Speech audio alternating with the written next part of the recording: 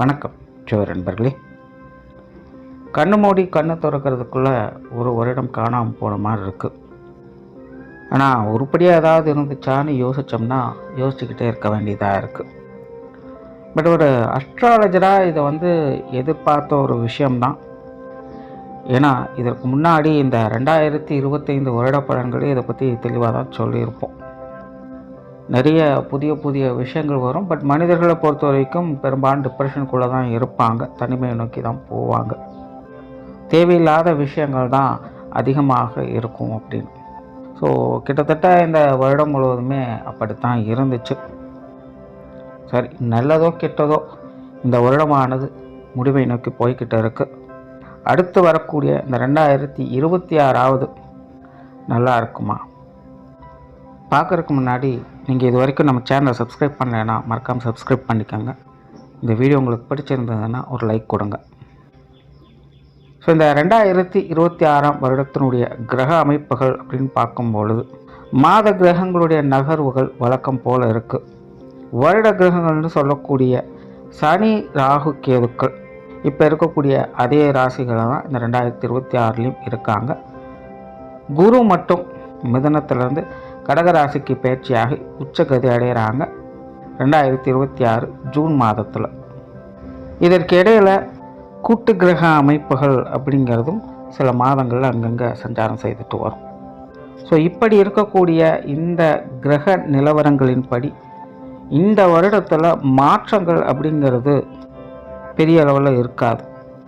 அதாவது நல்லதுக்கும் சரி கெட்டதுக்கும் சரி இந்த வார்த்தை பொருந்தும். பட் 2025 வருடத்தை ஒப்பிடும்பொழுது இந்த 2026 வருடம் அப்படிங்கிறது ஓகே தான்.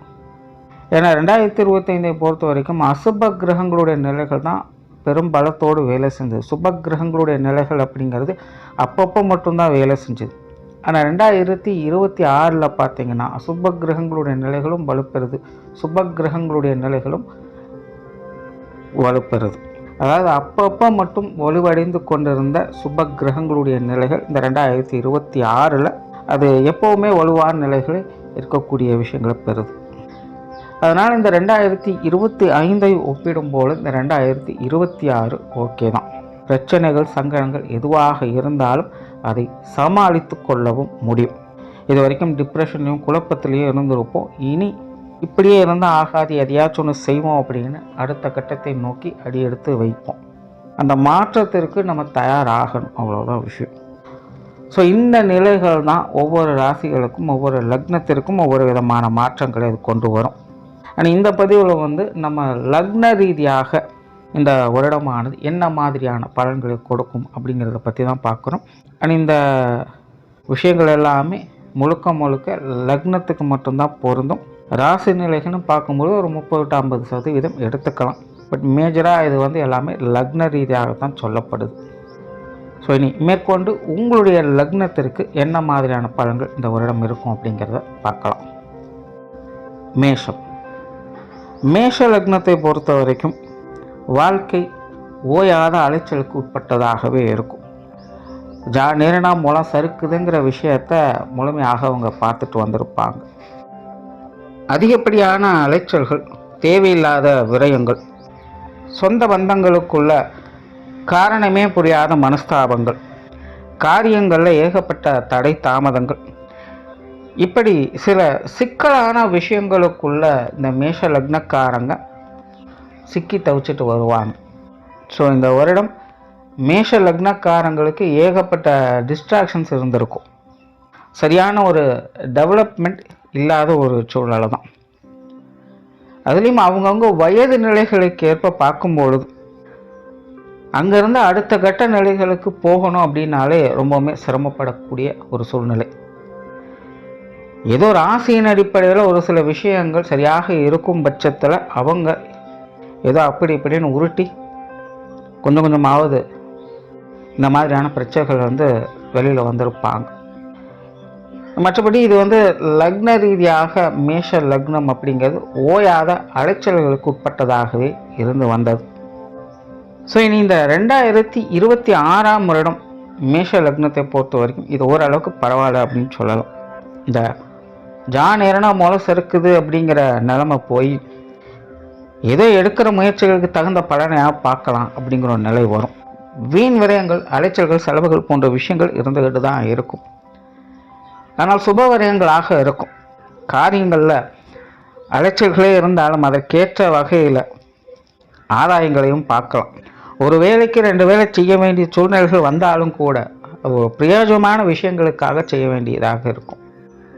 எதுலேயும் கஷ்டப்பட்டது வீண் போகலை அப்படிங்கிற நிலையை மேஷ லக்னக்காரங்க இந்த 2026 பார்த்து வருவாங்க. இந்த வருடம் ஒரு பெனிஃபிட்டான விஷயங்கள் என்ன அப்படின்னு பார்க்கும் பொழுது மேஷ லக்னக்காரங்களுக்கு சொத்து சுகங்கள் வகையில் நல்ல ஆதாயங்களும் அனுகூலங்களும் ஏற்படும்.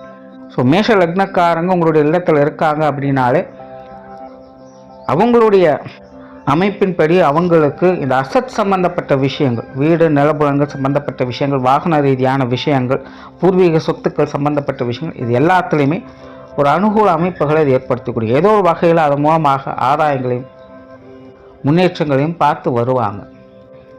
ஏற்கனவே இந்த மேஷ லக்னக்காரங்களுக்குள்ள இந்த வீடு கட்டுறது, நிலம் வாங்குறது, இந்த மாதிரியான விஷயங்கள் ஆர்வம் ஏற்பட்டிருக்கும். ஆனால் இந்த விஷயங்களில் கொஞ்சம் அலைச்சலும் சிரமங்களும் தேவையில்லாத கடன் போன்ற விஷயங்களும் ஏற்பட்டிருக்கும். ஸோ அந்த மாதிரியான கடன் தொல்லைகள் இருக்கக்கூடியவங்களுக்கும் இந்த காலகட்டங்களில் ஒரு சுமூகமான மாற்றங்கள் கிடைக்கும். வீடு வாங்குறதுக்கும் நிலம் வாங்குறதுக்கும் ரொம்ப சிரமப்பட்டோம், ரொம்ப கடன் போட்டுட்டோம், என்ன பண்ணுறதுனே தெரியல அப்படின்னு ஒரு கட்டத்துக்கு மேலே ரொம்பவுமே பய உணர்வு ஏற்பட்டிருக்கும். ஸோ அந்த மாதிரியான பய உணர்வுகளுக்கெல்லாம் முற்றுப்புள்ளி வைக்கக்கூடிய வகையில் உங்களுடைய சொத்து சுகங்கள் உள்ள ஆதாயங்களும் அனுகூலங்களும் இந்த காலகட்டங்களும் உங்களுக்கு முழுமையாக ஏற்படுத்திடும். மேஷ லக்னக்காரங்களுக்கு முழுமையான நற்பலன்கள் அப்படின்னு பார்க்கும்போது இந்த சொத்து சுகங்கள் வகையில் நிலபலங்கள் சம்பந்தப்பட்ட விஷயங்களும் முழுமையாகவே இருக்குது. நிறைய பேருக்கு கடன் வாங்கி வீடு கட்டலாம், நிலம் வாங்கலாம், இல்லை ஏற்கனவே ஒரு சொத்துக்கள் இருக்குது அதை கொடுத்துட்டு வேற ஒன்றையா மாற்றிக்கலாம், இந்த மாதிரியான எண்ணங்கள்லாம் அதிகரிக்கும். பெரும்பாலும் இந்த விஷயங்கள் உங்களுக்கு சாதகமாகவே இருக்கும். சொத்து சுகங்கள் வகையில் அல்லது பூர்வீக சொத்துக்கள் வகையிலலாம் ஏதாவது கோர்ட்டு கேஸு, பஞ்சாயத்து, இந்த மாதிரியான விஷயங்கள்லாம் உங்களுக்கு ஏற்பட்டுட்டு இருக்குது அப்படின்னா அதில் உங்களுக்கான சாதக பலன்களை இந்த காலகட்டங்களில் உங்களால் பார்க்க முடியும். அதே போல் குடும்ப தேவைகள் இந்த காலகட்டங்களில் பூர்த்தி ஆகும். குடும்பத்துக்கு தேவையான முக்கியமான பொருட்களை வாங்கி மகிழ்வுங்க. ஆடை ஆபரண சேர்க்கைகள், பொன்பொருள் சேர்க்கைகள் இந்த காலகட்டங்களில் மேஷ லக்னக்காரங்களுக்கு நல்லபடியாகவே அமையும். ஏதோ ஒரு வகையில் நீண்ட கால ஆதாயத்தின் அடிப்படையில் இதெல்லாமே உங்களுக்கு சாதகமான நிலைகளை ஏற்படுத்தி கொடுக்கும். வெளியூர் வெளிநாடு சம்பந்தப்பட்ட விஷயங்கள் அனைத்துமே இந்த காலகட்டங்களில் சிறப்பாக இருக்கும். தொழில், வேலை, உத்தியோகம், படிப்பு விஷயங்கள், குடியிருப்பு சம்பந்தப்பட்ட விஷயங்கள் எதுவாக இருந்தாலும் சரி, இந்த வெளியூர் வெளிநாடு சம்பந்தப்பட்ட விஷயங்கள் இருந்து வந்த பிரச்சனைகள் முழுமையாக அகலும். ஒரு நல்ல மாற்றங்களும் ஏற்றங்களும் இந்த காலகட்டங்களில் பார்க்கலாம். தேவையில்லாத அலைச்சல்கள், சிரமங்கள், இது போன்ற விஷயங்கள்லாம் இந்த காலகட்டங்களில் குறைய ஆரம்பிக்கும்.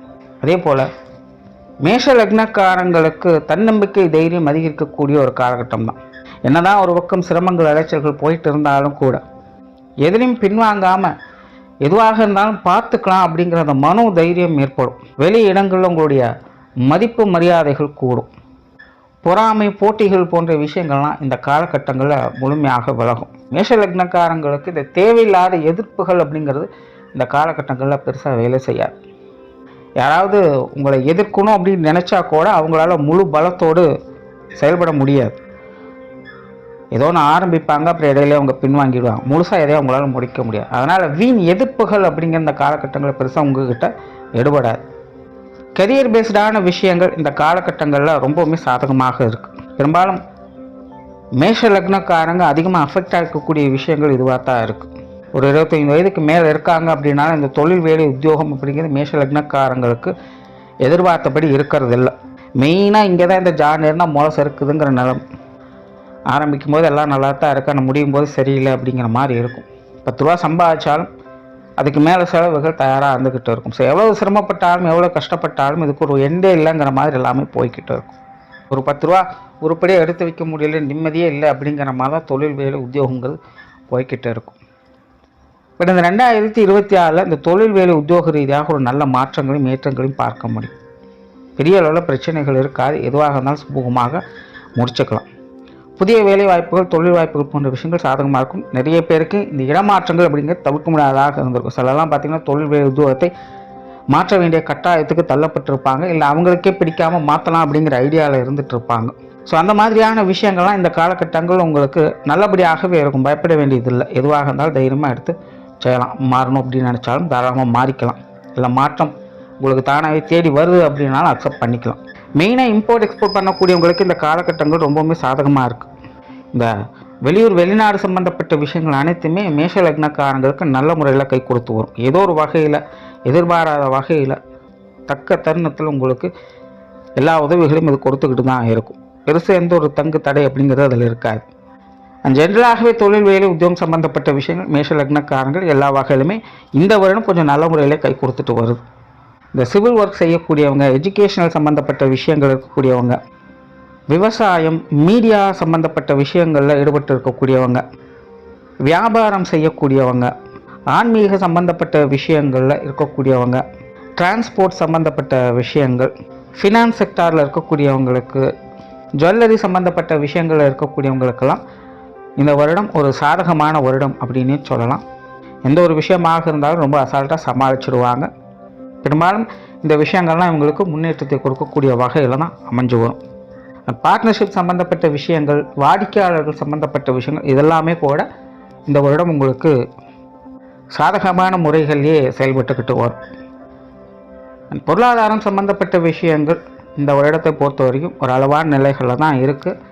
10 ரூபா சம்பாதிச்சாலும் 20 ரூபா செலவுகள் இருந்துக்கிட்டு தான் இருக்கும். பட் முன்னாடி சொன்ன மாதிரி பெரும்பாலும் இந்த சுப விரயங்கள், தேவையின் அடிப்படையில் தான் அந்த விரயங்கள் அப்படிங்கிறதே இருக்கும். வீண் விரயங்கள், செலவுகள் அப்படிங்கிறதெல்லாம் இனி பெருசாக கவலைப்பட வேண்டியது இருக்காது. ஸோ வரவுகள் உண்டு, வரவுகளுக்கேற்ற செலவுகளும் இருக்கும். பிரயோஜனமான வகையில் செலவு செய்ய வேண்டிய சூழ்நிலைகள் அப்படிங்கிறது இருக்கும். அதனால் இந்த கொடுக்கல் வாங்கல் விஷயங்கள், பணம் சம்மந்தப்பட்ட விஷயங்கள்லாம் கொஞ்சம் கவனம் எடுத்துக்கங்க. அந்த கடன் சம்மந்தப்பட்ட விஷயங்கள் அகலக்கால் வைக்காதீங்க. எதுவும் முன்ன பின்ன யோசிக்காமல் செயல்படாதீங்க.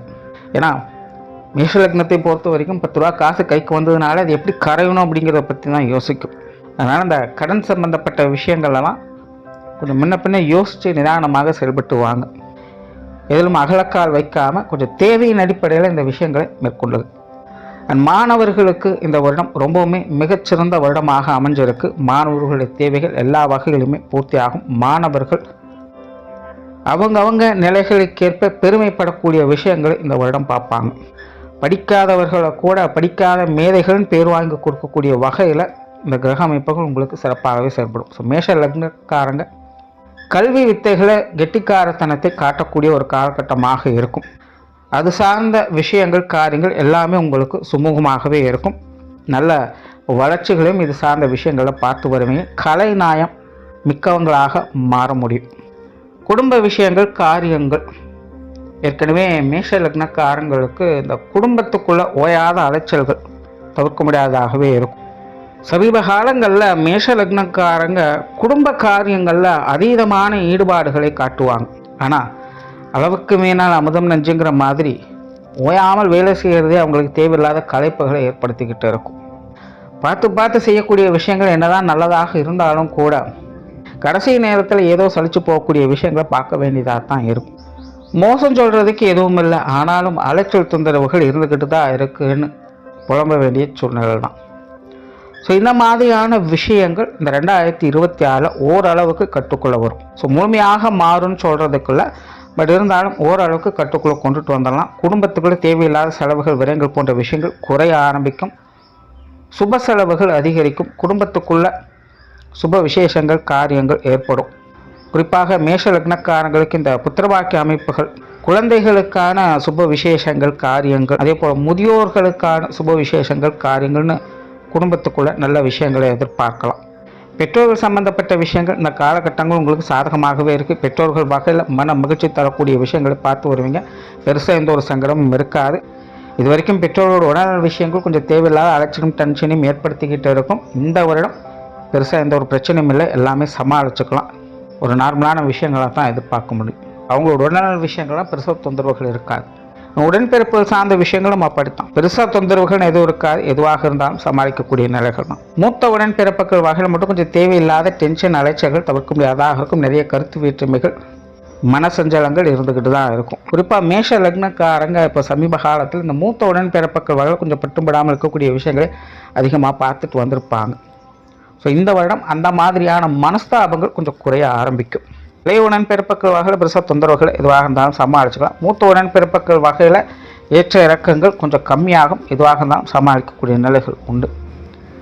கணவன் மனைவி உறவுகள், திருமண வாழ்க்கை இதெல்லாமே சாதகமாக தான் இருக்குது. கணவன் மனைவி உறவுகள் இக்கரை கக்கரை பச்சைங்கிற மாதிரி மனசில் அன்பு அதிகமாகுது, ஆனால் வெளிப்படுத்துகிற விஷயத்தில் தான் கோளாறு ஏற்படுது அப்படிங்கிற மாதிரி தான் இருந்துக்கிட்டு இருக்கும். வாழ்க்கை துணையின் வகையில் கொஞ்சம் தேவையில்லாத வம்பு சண்டைகளை பார்த்துட்டு வந்திருப்பீங்க. என்னதான் புரிய வைக்கணும்னு நினச்சா கூட முடியறதில்ல. வேதாளம் முருங்கை மரம் எழுதின கதையாக திரும்ப திரும்ப அதே விஷயங்கள் தான் போய்கிட்டு இருக்கும். ஸோ இந்த 2024 இந்த மாதிரியான பிரச்சனைகள் ஓரளவுக்கு கட்டுக்குள்ளே வர ஆரம்பிக்குது. வாழ்க்கை துணை அவங்களுடைய பிடிவாத குணத்தை கொஞ்சம் குறைச்சிட்டு கொஞ்சம் அனுசரணையாக இருக்க பார்ப்பாங்க. அவங்களுக்கு ஆன்மீக விஷயங்கள், காரியங்கள், ஈடுபாடுகள் அதிகரிக்கும். கொஞ்சம் சப்போர்ட்ஃபுல்லாகவே எல்லா விஷயங்களும் ஒரு நிதானமான நிலைகளை பார்க்கலாம்.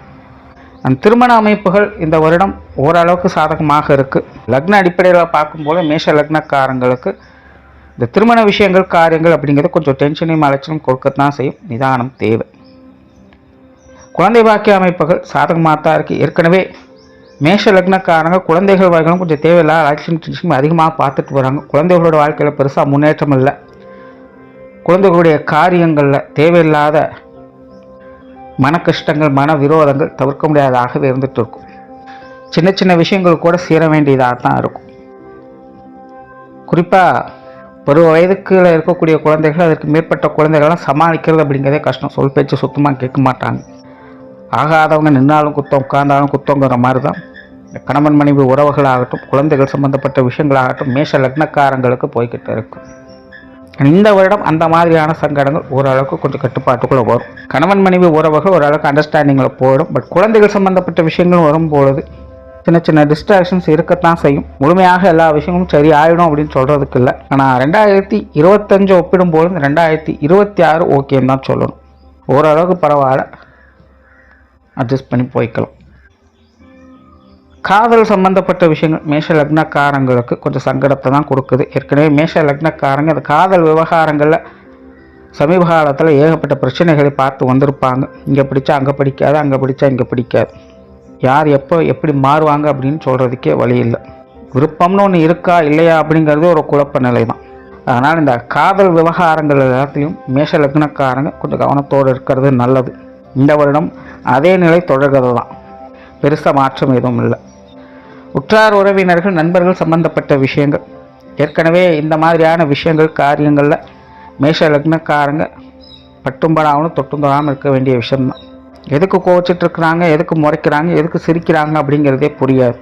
நல்லா பழகிறவங்க கூட காரணமே இல்லாமல் விலக வேண்டிய ஒரு காலகட்டமாக இருக்குது. கடைசி ஒரு வருட காலம் அப்படிங்கிறது மேஷ லக்னக்காரங்களுக்கு இதெல்லாம் கொஞ்சம் சிரமம்தான். 2026 பொறுத்த வரைக்கும் இந்த மாதிரியான விஷயங்களை கொஞ்சம் கட்டுப்பாட்டுக்குள்ளே வரும்.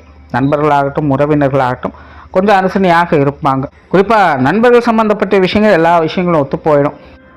உறவினர்கள் கொஞ்சம் பட்டுமடாமல் தான் இருப்பாங்க, ஆனாலும் அட்ஜஸ்ட் பண்ணிக்கலாம். உடல்நலம் சார்ந்த விஷயங்கள் இதற்கு முன்னாடி வரைக்கும் கட்டுப்படுத்த முடியாத அளவுக்கு உடல்நல பிரச்சனைகள் தவிர்க்க முடியாத அளவு கண்டிப்பாக மேஷ லக்னக்காரங்க இருக்கக்கூடிய இடங்களில் மருத்துவரையும் தவிர்க்க முடியாததான் இருக்கும். ஒன்று அவங்களுக்கு அல்லது அவங்க குடும்பத்தாரை சார்ந்தவங்களுக்கு ஏதோ ஒரு வகையில் மருத்துவ செலவுகள் ஏற்பட்டுக்கிட்டே தான் இருக்கும். ஸோ இந்த வருடம் இதெல்லாம் ஓரளவுக்கு கொஞ்சம் கட்டுப்பாட்டில் வருது. பெருசாக தொந்தரவுகள் இல்லை, பெருசாக பயப்பட வேண்டியது இல்லை. நாட்பட்ட வியாதிகள் கூட கொஞ்சம் கட்டுப்பாட்டுக்குள்ளே வர ஆரம்பிக்கும். ரெகுலராக செய்ய வேண்டிய விஷயங்களை கரெக்டாக செஞ்சுக்கோங்க. அப்பப்போ கொஞ்சம் ஹெல்த் மேலேயும் அக்கறை காட்டிக்கோங்க. ஸோ உடல்நலத்தை பொறுத்த வரைக்கும் பெருசாக தொந்தரவுகள் இருக்காது, எதுவாக இருந்தாலும் சமாளிச்சுக்கலாம். ஆக மேஷ லக்னத்தை பொறுத்த வரைக்கும் இந்த 2026 வருடம் கடந்த வருடத்தை ஒப்பிடும்பொழுது இந்த வருடமானது பெரும்பாலான விஷயங்கள் இவங்களுக்கு கொஞ்சம் அனுசரணையாகத்தான் வருது. பெரிய அளவில் முன்னேற்றத்தை கொடுக்கலினாலும் கூட படிப்படியான முன்னேற்றங்களையாவது பார்த்துட்டு வருவாங்க. நன்றி, வணக்கம், வாழ்க வளமுடன்.